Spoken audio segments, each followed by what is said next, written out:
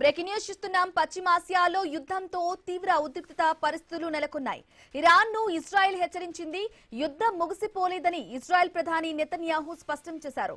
ఎలాంటి పరిస్థితికైనా సిద్ధంగా ఉన్నామని ప్రకటించారు. అటు యుఏఈకి ఇరాన్ వార్నింగ్ ఇచ్చింది. అమెరికాకు మద్దతు ఇస్తే మూల్యం చెల్లించుకోవాల్సిందేనని తేల్చి చెప్పింది. ఇక అమెరికా దాడుల వెనుక యుఏఈ పాత్ర ఉందని ఆరోపించింది.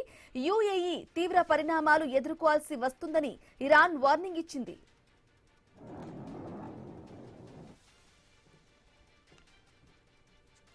ఇక అమెరికాతో ఉద్రిక్తతల వేళ హర్ముజ్ జలసంధిలో నౌకల రవాణా మార్గానికి సంబంధించి ఇరాన్ చేసిన ప్రకటనను అమెరికా ఖండించింది.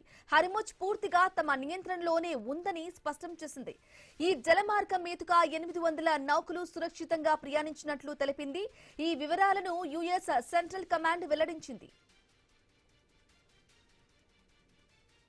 ఇక హర్ముజ్ జలసంధి మీదుగా నౌకల రాకపోకలు సాగించాలంటే తాము నిర్దేశించిన మార్గాల్లోనే అవి ప్రయాణించాలని ఇరాన్ ప్రకటించినట్లు ఆ దేశ అధికారిక మీడియా వెల్లడించింది.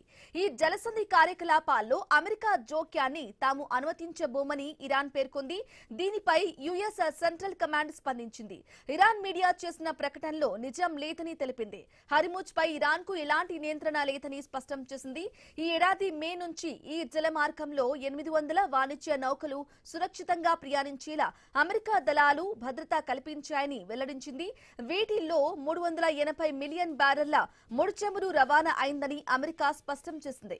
ఇక ఇటీవల ఒమన్ కారిడార్ నుంచి ప్రయాణిస్తున్న కొన్ని నౌకలను ఇరాన్ వెనక్కి పంపినట్లు వార్తలు వచ్చాయి.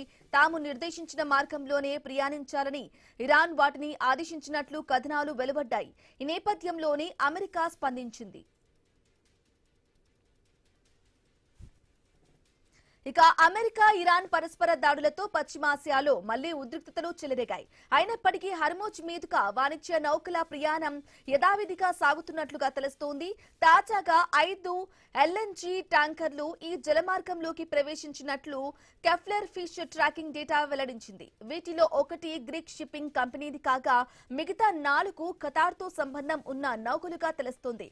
మరోవైపు జూలై 7, 9 మధ్య తమ దేశానికి చెందిన 22 నౌకలు హర్ముజ్ మీదుగా ప్రయాణించినట్లు జపాన్ వెల్లడించింది.